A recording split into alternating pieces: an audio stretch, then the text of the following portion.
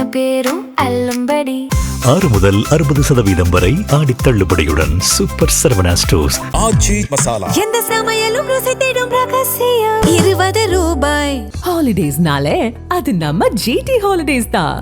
GT Holidays, South India's #1 travel brand. You know you are special when you're with GT Holidays. AIADMK பொதுச் செயலாளர் எடப்பாடி பழனிசாமி கூட்டிய நிர்வாகிகள் கூட்டத்தில் 2 எம்எல்ஏக்கள் பங்கேற்காததன் பின்னணியில் அடுத்த 2 விக்கெட்டா அப்படிங்கிற கேள்விகள் எழுந்திருக்கு. என்ன நடந்துச்சு, ஏன் அவங்க பங்கேற்கலை, என்ன பிரச்சனை அப்படிங்கிறது குறித்து பேசுவோம். இன்னொரு புறம் பார்த்தோம் அப்படின்னா தாவேக்காவினுடைய கூட்டணி கட்சிகளா அல்லது தோழமை கட்சிகளான்னு ஒரு தெளிவான புரிதல் இல்லாத நேரத்தில் அந்த கட்சிகள் மீதான விமர்சனங்கிறது தமிழ்நாட்டில் அதிகரிக்க தொடங்கியிருக்கு. அதே நேரம் அந்த கட்சிகளுக்குள்ளேயே விமர்சனங்கள் இப்போது எழத் தொடங்கியிருக்கு. அதன் பின்னணி என்ன, குறிப்பாக மாணிக்கம் தாகூர் விசஸ் திருமாவளவன் இடையிலான அந்த வார்த்தை மோதல் என்ன அப்படிங்கிறது குறித்து பேசுவோம். Welcome to sensation.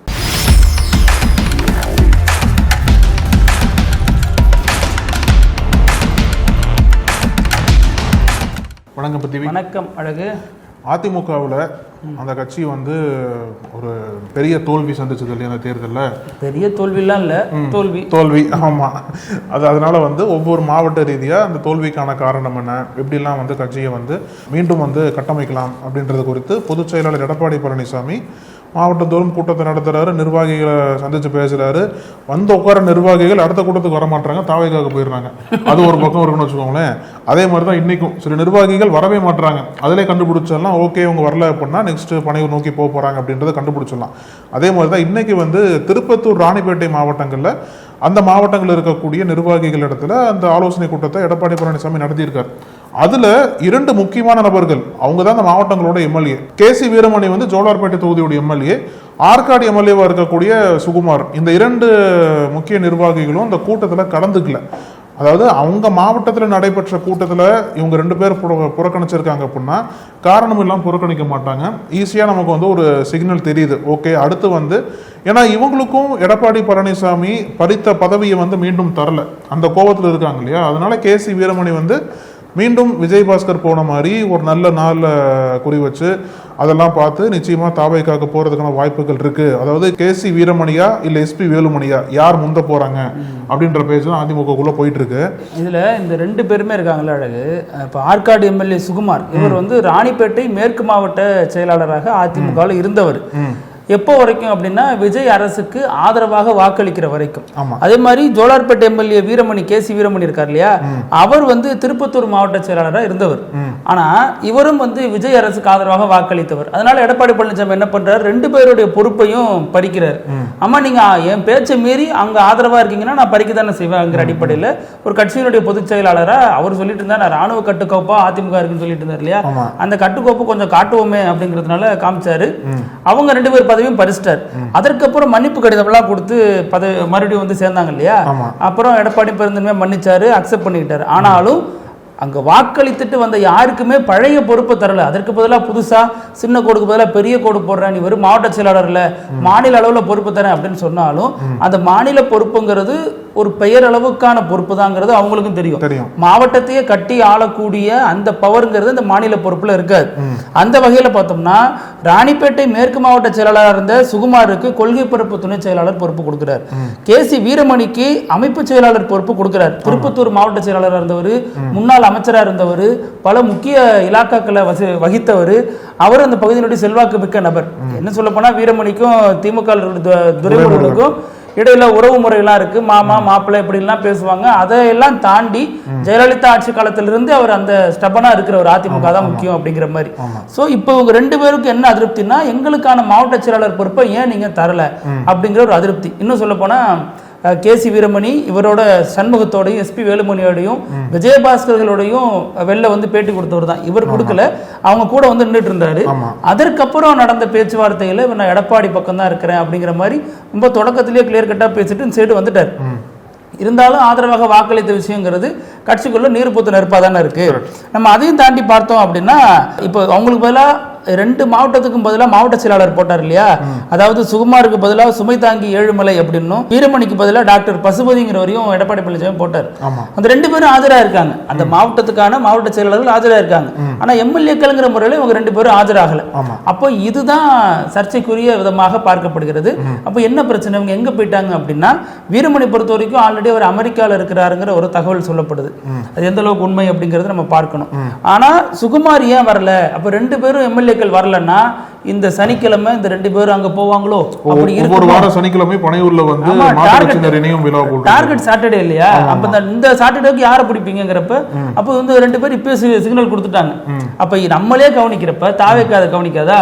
இதற்காகவே கட்சி வைத்திருக்கிறோம் பனையூர்ல வந்து சேருங்கள்னு சொல்லாமல்ல சொல்லி அழைச்சிட்டு இருக்காங்க. போன வாரம் 2 அமைச்சர், இந்த வாரம் 2 எம்எல்ஏக்கள்ங்கிறத ஒருவேளை அப்படி நடந்தா கூட்டணி கட்சிகள் வழக்கம் போல் அமைதியா இருக்குமா, அல்லது இதை எதிர்த்து பேசுமா, அல்லது இது வந்து ஒரு முதலாளித்துவ சமூகத்துல குதிரை பேரம்ங்கிறது தவிர்க்க முடியாதது, அதனால இடதுசாரிகளை நோக்கி வாங்க, இடதுசாரிகள் வெளியில இருந்து நாங்க தாவேக்காவுக்கு ஆதரவு தருவோம், எதற்காக அப்படின்னா ஆளுநர் ஆட்சி வரக்கூடாதுங்கிறதுக்காக.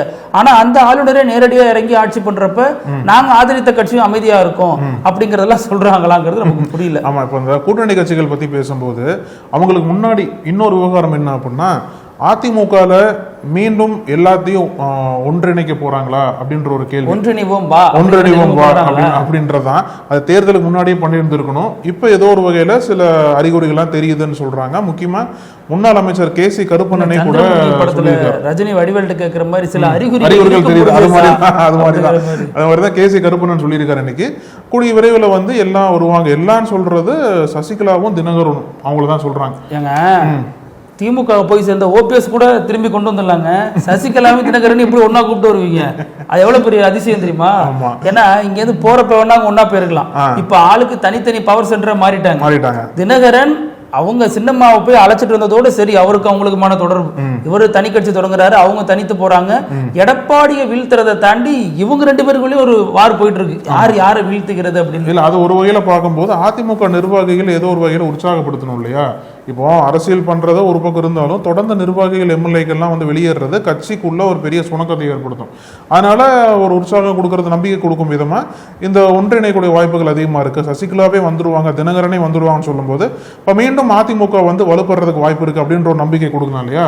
ஆனா வலுவாக்கணும் தான் 2 பேரும் வெளில அனுப்புனாங்க. இன்னைக்கு என்ன வலுவடையணும்னு மறுபடியும் 2 பேரும் உள்ள கூப்பிடுறாங்க. எனக்கு இந்த கான்செப்ட் இந்த புரிய மாட்டேங்குது. வலுவாகணும் வெளில அனுப்பிச்சாங்க, வலுவாகல, சரி 2 பேரும் கூப்பிட்டு வைப்போம் அப்படின்னு சொல்லிட்டு. ஆனா எடப்பாடி பழனிசாமி எப்படி விட்டு கொடுப்பாருன்னு தெரியல. பதவி அரசியல் சினாரியோ புரியல எனக்கு, அந்த அளவுக்கு எந்த சினாரியும் புரியல நமக்கு. எனக்கு காலையில ஒண்ணு பேசுறாங்க, மத்தியானம் வேற ஒண்ணு சொல்றாங்க. அன்னைக்கு வைகோ என்ன சொல்றாரு, நம்ம நியூஸ் ரூம்ல இந்த உச்சநீதிமன்றம் தொடர்பான வாத பிரதிவாதங்களை நியூஸ் ரூம்ல பேசியிருக்கோம். ஆமா, அத அப்ப வைகோ என்ன சொல்றாருன்னா ஒரு முக்கியமான ஒரு விஷயத்தை சொல்றாரு. இல்ல அதுல இன்னும் ஆட் பண்ணலாம்னு இருக்கேன். இல்ல இந்த பஞ்ச் போட்டு வந்துறேன். வைகோ என்ன சொல்றாருன்னா, கரூர் விவகாரத்துல விஜய் போன பொழுது மனசாட்சி இல்லைன்னு விமர்சித்தது நான் தான். ஆனா அங்கிருந்து இப்போ மறுபடியும் விஜய் போறாரு இல்லையா, சென்னையில இருந்து மறுபடியும் கரூருக்கு போறாரு, இந்த போயிட்டு இருக்கு இல்லையா, இப்போ மனசாட்சியோட போறாருன்னு சொல்றது நான் தான் அப்படின்னு வைகோவே தனது நிலைப்பாட்டுல தானே முரண்படுறத அவரே பேட்டி கொடுக்கறதும் நம்ம பார்க்க வேண்டியதா இருக்கு. ஆமா ஆமா, அதுவும் வந்து இன்னொன்னு, இந்த திமுக எப்படி சறுக்குனாங்க உச்சநீதிமன்றத்துல, அதுவும் பத்தி சொல்லணும் அப்படின்னா பெரிய பின்னடைவுன்னு சொல்லலாம். சறுக்கு வர போட்டியில சறுக்குவாங்கல்ல, அது மாதிரி அது எப்படி சறுக்குனாங்க, எந்த எப்படி ஒரு கெட்ட பேர் ஏற்படுத்தி திமுக. ஆனா இப்ப இது தொடர்பாக வழக்கு போடாம இருந்தாலும் திமுக மீதான விமர்சனம் இருக்கும் தானே? இல்ல, வழக்கு போடாம இருந்தாலும் விமர்சனம் இருக்கும். வழக்கு நிலுவையில இருக்கு, அதை ஒரு அமைச்சர் வந்து இப்படி பேசுறாரு, ஒரு அரசு போயிட்டு சலுகை தரப்போகுது, ஆனாலும் நீங்க எந்த நடவடிக்கையும் எடுக்கலையே, அப்ப இது என்ன எதிர்கட்சிங்கிற விமர்சனம் அவங்க நோக்கி போகும். ஆனா இவங்க என்ன சொல்றாங்க அப்படின்னா, யாரு வழக்கு இது பண்ணாங்க, எப்படி சரியா பார்க்க முட்டாங்க, ரொம்ப விரைவா செயல்படுறோன்ற பேர்ல வந்து பல குளறுபடிகளை மனுக்குள்ள வச்சிருக்காங்க. அதனாலதான் வந்து எடுத்தோன்னு நீதிபதிகள் வந்து தள்ளுபடி பண்ணிட்டாங்க அப்படின்ற மாதிரி ஒரு வாதம் வைக்கப்படுது.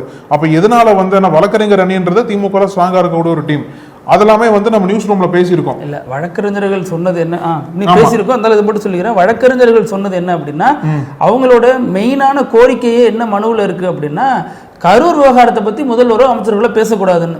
ஆனா நீதிமன்றம் இதை எப்படி பாக்குதுன்னா கரூருக்கு விஜய் போகக்கூடாதுன்னு சொல்ல வரீங்களா அப்படிங்கிற வகையில நீதிமன்றம் இதை பாக்குது. அப்ப யார் வாதாடி இருக்கணுங்க? ஆமா, அதெல்லாம் தான் தவறு, அதெல்லாம் மாற்று கருத்து இல்ல. இப்ப நம்ம இந்த மேட்ருக்கு வந்தோம் அப்படின்னா இன்னைக்கு நடந்த இந்த ஆலோசனை கூட்டத்தில் 2 எம்எல்ஏக்கள் பங்கேற்காமல் போனது ஒரு விஷயம். இன்னொன்னு என்னன்னா எடப்பாடி பழனிசாமி சொன்ன முக்கியமான விஷயம் 5 வருஷம்லாம் அந்த ஆட்சி நீடிக்காதுங்க அப்படின்னு. திமுக என்ன நிலைப்பாட்டு எடுக்குதோ அதே நிலைப்பாட்டை அதிமுக எடுக்குது. கொஞ்ச நாளைக்கு முன்னாடி தான் மார்க்சிஸ்ட் மாநில செயலாளர் சண்முகம் ஒரு விஷயத்தை சொல்றாரு, திமுகவும் அதிமுகவும் இது எப்படி 2 சேர்ந்து ஒரே நேரத்தில் ஆளுநர் மாளிகையில் மனு கொடுப்பாங்க, ஏதோ சரியில்லையே அப்படிங்கிறாரு. இவர் தான் இதுக்கு முன்னாடியும் சொன்னாரு திமுக அதிமுக கூட்டணி வைக்கிறதுக்கான பேச்சுவார்த்தைகள் நடந்துட்டு இருக்கு அப்படின்னு. அவர் தான் அதுக்கு முன்னாடி சொன்னாரு எல்கே சுதீஷ் தான் பண்ணாரு அப்படின்னு. அப்புறம் திமுக அதிமுக கூட்டணின்னாரு. இது எப்படி புரிஞ்சுக்கிறதுன்னு தெரியல நமக்கு. ஆனா அந்த கூட்டணி தலைவர்களை பத்தி பேசும்போது அவங்க என்ன சொல்றான்னு சொல்லிட்டு அவங்களுக்கே தெரியாதுன்னு நினைக்கிறேன். அந்த அளவுக்கு அவங்களேக்குள்ள முரணா பேசிக்கிறாங்க. பாக்குற மக்களுக்கும் சரி நம்மளுக்கும் சரி, எப்படி காலைல ஒரு பேச்சு அதுக்குள்ள ஈவினிங் வேற பேச்சா இருக்குன்னு சொல்லிட்டு நம்ப முடியலையோ அதே தான் அவங்களுக்கும் இருக்கும். எப்ப நானும் அப்படி பேசினேன் அப்படின்னு கேட்டாலும் கேட்பாங்க. அந்த அளவுக்கு வந்து கூட்டணி தலைவர்கள் ஓப்பனா டிக்ளேர் பண்ணலாம், நீங்க தாவேக்காக்கு சப்போர்ட் பண்றீங்க அப்படின்னா ஓகே, உங்களுக்கு மேண்டேட் இருக்கு, உங்களோட கட்சியோட உரிமைன்னு சொல்லிட்டு தாவேக்காக சப்போர்ட் பண்ண ஓப்பனா டிக்ளேர் பண்றதுல பிரச்சனை இல்லைல்ல. உங்களுக்கு தாவேக்காவும் வேணும் திமுகவும் வேணும்னு சொல்லும் போது எப்படி வந்து மக்களை உங்களை வந்து ரிலேட் பண்ணிக்க முடியும்? அப்போ உங்களோட கிரெடிபிலிட்டி வந்து அடிபடுது இல்லையா? கூட்டணி கட்சிகள் மீதான விமர்சனமே என்ன அப்படின்னா திமுகவை விட திமுக ஆட்சியின் போது இவங்க அதிகமாக திமுகவுக்காக பேசினாங்க அப்படிங்கிறது விமர்சனம். இன்னைக்கு தாவேக்கா அரசை விட தாவேக்காவுக்காக தாவேக்கா எங்கெல்லாம் தடுமாறுதோ இடர்களை சந்திக்குதோ அங்கெல்லாம் தாவேக்கா குரலாகவே ஒலிக்கிறாங்க. ஆளுநர் ஒரு மாநில அரசோட உரிமையில தலையிடுறாரு, இவர் ஆய்வு நடத்துறாருங்கிறத அந்த மாநில அரசோட முகமா இருக்கக்கூடிய அந்த மாநில அரசோட தலைவரா இருக்கக்கூடிய விஜய் தானே கண்டிக்கணும். ஆனா முதல்வர் விஜய் எங்கேயுமே அது குறித்து தெரியாமல் கூட கண்டிக்கல, ஒரு பதிவு கூட பெரிய அளவுல போடல. ஆனா இத யார் கண்டிக்கிறா? இடதுசாரிகள், வைகோ, அந்த கூட்டணியில் அங்கம் பெற்றிருக்கக்கூடிய அமைச்சர் வன்னியரசு இவங்க எல்லாம் கண்டிக்கிறாங்க. அப்போ இதை எப்படி நம்ம புரிஞ்சுக்கிறது? அப்போ இந்த மாதிரியான விஷயங்களுக்கு இவங்க பதில் சொல்லுவாங்கன்னு தாவேக்கா தலைமை ஒதுக்கி விட்டுடுச்சா அப்படிங்கிறது ஒரு புரியாத கேள்வியா இருக்கு. ரெண்டாவது, வழக்கறிஞர்கள், அரசு வழக்கறிஞர்கள் நியமனத்துல பெரிய அளவுல ஊழல் நடக்குது அப்படிங்கிற புகார் இருக்கு. அந்த புகாரை சொன்னதே தாவேக்காவினுடைய வழக்கறிஞர் அணியை சேர்ந்த ஒரு பெண் தான் சொல்றாங்க, ஞான சௌந்தரிங்கிறவங்க விழுப்புரத்துலன்னு சொல்றாங்க. அப்போ அந்த புகார் உண்மையா? அது குறித்த விமர்சனங்கள் என்ன இந்த கட்சிகளுக்கு? நம்ம நிறைய பேசிட்டோம், இந்த 100 நாள் வேலைவாய்ப்பு திட்டம், இந்த மாதிரி பல விஷயங்களும் கண்டுக்காம விடுறாங்க. அமைச்சர்கள் எம்எல்ஏக்கள் மீது இருக்கிற புகார்களை கண்டுக்காம விடுறாங்க. திமுக ஒரு குதிரை பேரம் நடத்திடுச்சுங்கிறதுனால வழக்கு போட்டு விசாரிக்கிறவங்க திமுக சொன்ன, அதாவது இது ஒரு புகாரை விசாரிக்கிறாங்க, அதே மாதிரி திமுக ஒரு புகார் சொல்லுது இல்ல, அந்த புகார் மீது ஏன் நடவடிக்கை எடுக்கல, பாராமுகமாக அரசு செயல்படுதா அப்படிங்கிறதுக்கான எந்த விளக்கத்தையும் கொடுக்கறது இல்லை. எந்த ஒரு இதுதான் நடக்குது இப்படிதான் நடக்குதுங்கிறதுக்கான எந்த ஒரு விஷயமும் நடக்கிறது இல்லைங்க. ஆமா, இப்போ நீங்க டிரான்ஸ்பரண்ட் இல்ல. கரெக்ட். இப்போ அந்த குதிரை பேரத்தை பத்தி பேசும்போது எனக்கு என்ன, இப்போ இன்னைக்கு கூட ஒரு செய்தி ஒன்று போட்டிருந்தாங்க. என்ன அப்படின்னா, ஒருவேளை மத்திய பாஜக அரசே கொஞ்சம் அலர்ட் ஆயிட்டாங்களோ, நம்மள கூட அதிகமா குதிரை பேரம் பண்ணிட்டாங்கன்னு சொல்லிட்டு ஆளுநர் மூலியமா விசாரிக்க சொல்லியிருக்காங்க போல் இருக்கு. ஏன்னா தொடர்ந்து பல கட்சிகள் வந்து குற்றச்சாட்டு வைக்கிறாங்க இல்லையா, குறிப்பா பாஜக, திமுக, அதிமுக போன்ற கட்சிகள்லாம் வந்து இதை நிறைய டாக்குமெண்ட்ஸ்லாம் கொடுத்துருக்காங்க, கவர்னரை பார்த்து இது பண்ணியிருக்காங்க. அதில் குறிப்பாக என்ன ஒரு இது எவிடன்ஸ் அட்டாச் பண்ணியிருக்காங்க அப்படின்னா, அதிமுக பொதுச் செயலாளர் வைகோ பேசின வீடியோ. அவர் என்ன சொன்னார் முன்னாடி மேடையில், இந்த மாதிரி சிஎம் விஜய் தான் வந்து எங்கள் கட்சியை சேர்ந்த 2 எம்எல்ஏக்கள் ராஜினாமா பண்ண சொன்னார், அவரே வந்து தேர்தலை பிரச்சாரம் பண்ணுறேன்னு சொன்னார்னு சொல்லிட்டு மேடையில் ஒரு பேச்சு பேசினார். அப்புறம் அவரே மீண்டும் மறுத்து பேசினார். அப்போ அந்த மேடையில் பேசின பேச்சு இருக்கு இல்லையா, அதை முன் வச்சு இந்த 3 கட்சிகளும் ஆளுநர்கிட்ட ஒரு மனு இது பண்ணிருக்காங்க. பிரஸ் மீட்ல சொன்னபடி பார்த்தா விஜய் செய்தது தவறு இல்ல, அது நான் தான் சொன்னேன் அப்படின்னா மதிமுக பொதுச் செயலாளர் செய்தது தவறு. எப்படி இருந்தாலும் குதிரை பேரம் நடந்திருக்கு அப்படிங்கிறது 2 பேருமே உறுதிப்படுத்துறாங்க இல்லையா. அதனால வந்து கொஞ்சம் எல்லாம் மீறி போயிடுச்சோ அப்படின்ற பார்வையில தான் கவர்னர் வந்து இதை பார்க்கறதா சொல்றாங்க. இப்போ வந்து என்னன்னா, மீண்டும் விசாரணைக்கு எடுக்க வாய்ப்பு இருக்கு, அந்த மனுக்கள் மீது கவர்னர் விசாரிக்கலாம், டைரக்டா வந்து அரசாங்கத்திட்ட வந்து இது குறித்து விளக்கம் கேட்கலாம், கூடி விரைவில் நடக்கும்ன்ற மாதிரி சொல்றாங்க. இது பாஜக கையில் எடுத்ததுக்கு அப்புறம் எப்படி தாவேக்காவுக்கு மீண்டும் ஒரு ட்ரபிளா மாறப்போகுது? ஏன்னா அப்ப வந்து ஏற்கனவே தாவேக்கா அரசு நிலைப்பாடு என்ன அப்படின்னா, திமுக நிலைப்பாடு மாதிரி தான், மாநிலத்திற்கு ஆளுநர் வேண்டாம் அப்படின்ட்டு. அப்போ ஏற்கனவே இங்க இருக்கக்கூடிய ஆளுநர் வந்து தாவேக்கா அரசுக்கு பல வழிகளில் குடைச்சல் கொடுக்க ஆரம்பிச்சிட்டார். அப்போ இந்த ஒரு மனுக்கள் மீது தாவேக்கா வந்து குதிரை பேரம் நடத்துகிறதா? ஏன்னா தொடர்ந்து அதிமுக இருந்து நீங்க சொன்னது போல ஒவ்வொரு சனிக்கிழமை மட்டும் இல்லாம பல நாட்கள்ல ராஜினாமா பண்ணிட்டு எம்எல்ஏக்கெல்லாம் தாவேக்காவுக்கு போறாங்க இல்லையா. அப்போ அதுல இருக்கக்கூடிய அந்த இது என்ன குதிரைபுரம் நடக்குதா இல்லையா அப்படின்றத வந்து விசாரிக்க சொல்லி மேபி டெல்லி உத்தரவு போட்டுக்கலாம். அதை தொடர்ந்து கவர்னர் இது இருக்கலாம்னு நினைக்கிறேன். நீங்க குடைச்சல்னு சொல்றீங்க, ஏன் குடைச்சல்னு சொல்றீங்கன்னா ஆளுநர் மாநில விவகாரங்களை தலையிடுறாரு, மக்கள் வந்து மனுக்களோட சந்திக்கலாம்னு சொல்றாரு, அப்போ ஒரு அரசு செய்ய வேண்டியதை ஆளுநர் செய்யறாரு அப்படிங்கிறதுல குடைச்சல் சொல்றீங்க. ஆனா நல்லா நீங்க ட்ராக் ரெக்கார்டை கொஞ்சம் பின்னாடி பார்த்தோம் அப்படின்னா, எப்போதெல்லாம் பாஜக ஒரு பலகீனமான கட்சியோட இங்கே கூட்டணியில் இருக்கோ அப்போதெல்லாம் இந்த மாதிரியான ஆய்வுகள் நடத்தப்படுது. கடந்த காலத்தில் பன்வாரிலால் புரோஹித் ஜெயலலிதாவின் மறைவுக்கு பிறகு இந்த மாதிரியான ஒரு வேலையை பார்த்தார். எடப்பாடி பழனிசாமி தலைமை வகிக்கும் போது, ஆட்சிக்கும் கட்சிக்கும் தலைமை இருக்கும்போது இந்த மாதிரியான வேலையை பார்த்தார். இன்னைக்கு பாக்குறாங்க அப்படின்னா இந்த அரசு எப்படி பாக்குறாங்கன்னு ஒரு பார்வை. ரெண்டாவது, இந்த அரசு பாஜகவை எப்படி பார்க்குது, இன்னமும் அவருடைய தனிப்பட்ட ஜனநாயகன் பட விவகாரம் முதற்கொண்டு எல்லாவற்றிற்குமே காரணம் திமுக தான் சொல்லக்கூடிய அரசு இந்த தேர்தலை சந்திக்கிறதுக்கு முன்னாடி வரைக்கும் தாவேக்கு என்ன நிலைப்பாடு எடுத்துச்சுன்னா எஸ்ஐஆருக்கு எதிராக கடிதம் எல்லாம் எழுதுனாங்க. இது வந்து கொண்டு வரக்கூடாது, மோசமான ஒரு நடவடிக்கையா போயிடும், தவறானது அப்படின்னாங்க. ஆனா இப்போ தாவேக்கா பங்கேற்கக்கூடிய காங்கிரஸ் அது இருக்கக்கூடிய இந்தியா பிளாக் வந்து உச்சநீதிமன்ற நீதிபதிக்கு ஒரு கடிதம் எழுதுறாங்க, எஸ்ஐஆர் வந்து வேண்டாம் அப்படிங்கிற தொடர்பாக கடிதம் எழுதுறாங்க. அந்த கடிதத்தில் திமுக கையெழுத்து போடுது, தாவேக்கா கையெழுத்து போட மறுக்குது.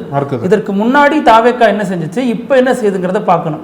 இந்த மாதிரி எங்கேயாவது பாஜகவுக்கு இடைஞ்சல் தரக்கூடிய வகையில, அல்லது இவங்க எல்லாம் சொல்றாங்க இல்லையா பாஜக ஆட்சி வந்துடக்கூடாதுன்னு தான் நாங்க விஜய்க்கு சப்போர்ட் பண்றோம்னு சொல்றாங்க இல்லையா, அந்த புள்ளி தான் விமர்சனத்துக்குரியதான். திட்டத்தை கூட பாருங்க. ஆமா, 100 நாள் வேலைவாய்ப்பு திட்டம், 100 நாள் வேலைவாய்ப்பு திட்டத்தை உள்ள விட்டுட்டு அதற்கப்புறம் 90% பழையபடி நீ மத்திய அரசு எங்களுக்கு கொடுக்கணும் அப்படிங்கிறாங்க. அதே மாதிரி பிஎம்ஸ்ரீ திட்டத்தை இம்ப்ளிமெண்ட் பண்ணிட்டு அதுக்கான முன்னோட்டமாக இது ஏன் இருக்கக்கூடாதுன்னு நான் யோசிக்கிறேன். ஏன்னா பிஎம்ஸ்ரீ திட்டத்தை இதே மாதிரி இம்ப்ளிமெண்ட் பண்ணிட்டு இதுல மாணவர்களை பாதிக்காத வகையில மும்மொழி வேணாம் அப்படின்னு ஒரு கடிதம் எழுதுறதுனால ஏதாவது மாற்றம் வந்துட போதா அப்படின்னா இல்ல. அப்போ அது 100 நாள் வேலைவாய்ப்பு திட்டத்துக்கு இந்த கூட்டணி கட்சிகள் எப்படி அமைதியா இருக்காங்களோ அதே மாதிரி தானே பிஎம்ஸ்ரீக்கு இருக்க போறாங்க அப்படிங்கிற ஒரு சந்தேகம் வருது. ஏன்னா கடந்த காலங்களில் இவங்க வந்து கூட்டணியில் இருந்தாலும் சாம்சங் விவகாரத்துக்காகவும் வேங்கவேல் பிரச்சனைக்காகவும் இன்னும் பல பிரச்சனைகள், அதாவது 8 மணி நேர வேலையை 10 மணி நேரமா மாத்துறாங்க அப்படின்னு பிரச்சனை வந்த பொழுது திமுகவினுடைய தொழிலாளர் சங்கமும் கூட்டணியில் இருக்கக்கூடிய இடதுசாரிகளும் கடுமையான போராட்டத்தை முன்னெடுத்தாங்க. தூய்மை பணியாளர்கள் பிரச்சனையும் பொழுது இடதுசாரிகளுடைய போராட்டம் படுபயங்கரமா இருந்துச்சு. அப்போ இவங்க எல்லாருமே இப்ப எதற்காக வெயிட் பண்றாங்க அப்படின்னா அந்த 6 மாசம் டைம் கொடுக்கணும் அப்படிங்கிறாங்க. ஆனா 6 மாசம் டைம் கொடுக்கறதுக்குள்ள தாவேக்கா அதிமுக ஒரு கட்சி இருந்ததுக்கான சோடை இல்லாம ஆக்கிரும் போருக்கு. அப்ப அது குறித்த விமர்சனங்கள் ஏன் வைக்க தயங்குறாங்க, இப்படி பல கேள்விகள் இதில் இருக்க அழகு. நம்ம அது வந்து கூட்டணி கட்சிகள் பேசலனாலும் நம்ம பேச வேண்டியதா இருக்கு. ஏன்னா இதுவரைக்கும் பாஜகவை கடுமையான குரல்ல விஜய் எதிர்க்கவே இல்லைங்கிறதா களத்துல பதிவா இருக்கக்கூடிய தகவலா இருக்கு. நிச்சயமா. ஏன் இப்போ நீ காலைல கூட தொல் திருமாவளவன் அவர்கள் என்ன சொல்றாரு, திமுகவோட நட்போடு இருக்கும் அப்படின்னு சொல்றாரு. அப்புறம் அவரே இன்னைக்கு ஈவினிங் வந்து கட்சி என்ன ஸ்டேட்மெண்ட் கொடுக்குறது அப்படின்னா, அதில் நட்பா இருந்தோம் நீங்க தவறா புரிஞ்சுக்கிட்டீங்க, அதாவது தாவேக அமைச்சர்கள் வந்து எப்படிலாம் தவறா புரிஞ்சுக்கிட்டீங்கன்ற ஒரு டேர்ம் யூஸ் பண்றாங்களோ அதே டைம் வந்து கூட்டணி கட்சிகள் யூஸ் பண்ண ஆரம்பிச்சிட்டாங்க. அவங்க சொன்னதுக்கே வந்து மக்கள் தவறா புரிஞ்சுக்கிட்டீங்க, திருமாவளவன் வந்து நட்பா இருந்தோன்னு தான் சொன்னாரே தவிர நட்பா இருக்கிறோன்னு சொல்லல அப்படின்றத வந்து ரொம்ப கேர்ஃபுல்லா இன்னைக்கு ஈவினிங்கே வந்து மாத்திருக்காங்க. அப்படின்னா அப்ப எப்படி வந்து இரட்டை நிலைப்பாடுகள் கூட்டணி கட்சிகள் தடுமாற்றத்தில் இருக்காங்கன்றது தெளிவா புரியுது நமக்கு. ஏன்னா கூட்டணி இன்னும் உருவாகல. விஜய் இந்த கூட்டணிக்கு வச்ச பேரு கல்லாப்பட்டி கூட்டணி. ஆமா, ஆனா அவர் வச்ச பேர்ல இருந்து அவர் பின்வாங்கவே இல்லை. இன்னை வரைக்கும் அப்படிப்பட்ட கூட்டணி இல்லை, நான் தெரியாம சொல்லிட்டேன், பிரச்சாரத்துக்காக சொல்லிட்டேன்னு இது குறித்து எங்கேயுமே மறுக்கல.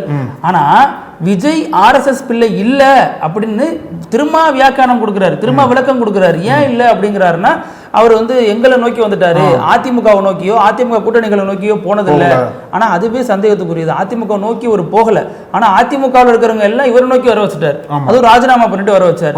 அதிமுகவோட பாஜகவோட கூட்டணியில இருந்த அமமுக இருந்த காமராஜை இவர் பக்கம் எடுத்துட்டு வந்தாரு. வீடியோ வெளியானுச்சு, மிரட்டுறாங்கன்னு அவரே டிடிவியோட பேட்டி கொடுத்தாரு. மறுபடியும் இந்த பக்கம் சாஞ்சாரு. பல விஷயங்கள் நடந்து முடிஞ்சிருச்சு. ஆனா இது எல்லாமே திரும்ப எப்படி பாக்குறாருங்கிறப்பதான் திருமா மீதான விமர்சனம்ங்கிறது வர தொடங்குது. ஆனா திருமா என்ன சொல்றாரு, எங்களை மட்டும் ஏன் குறி வைக்கிறீங்க அப்படின்னு அவர் ஒரு பதில் விமர்சனத்தை வைக்கிறார். இருந்தாலும் இந்த கல்லாப்பட்டி கூட்டணின்னு விஜய் வச்சதுக்கான, விஜய் பேர் சொல்லி கிண்டல் பண்ணதுக்கான விளக்கம் இன்னும் அல்லது மறுப்பு விஜய் தரப்புல இருந்து இன்னும் வரல.